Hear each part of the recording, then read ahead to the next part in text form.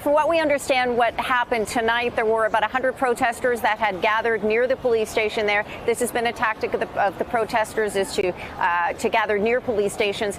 And they had been burning some papers and also shining laser beams at the police station. It's what they've been doing to try to impede the ability of police to use their security cameras.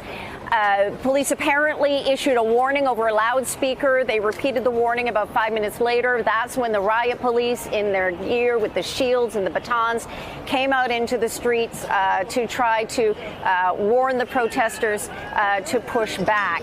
At about 9 p.m., 9:05 local time, they put up the blue flag. It's the sign that police give that the gathering has become illegal. And then it was shortly after that they fired the first rounds of tear gas. More canisters of tear gas were fired after that. The protesters were eventually pushed back, but the riot police have remained in the street, sometimes in formation, as a reminder to protesters that they are not to return.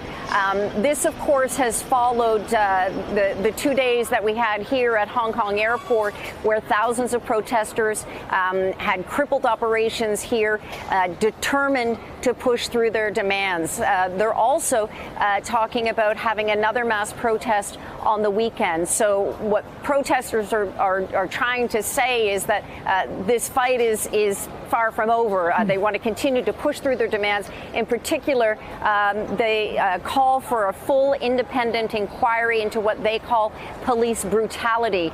Over the past week in particular, the protests have been quite violent. A nurse a few days ago had a serious eye injury when she was apparently shot in the eye by police. There were also protesters who were beaten. So protesters saying that this is something that needs to be addressed and something they'll continue to push through. But again, from what we understand, the riot police still in the area, but the protesters have been pushed back. Hey there, I'm Chris Hayes from MSNBC. Thanks for watching MSNBC on YouTube. If you want to keep up to date with the videos we're putting out, you can click subscribe just below me or click over on this list to see lots of other great videos.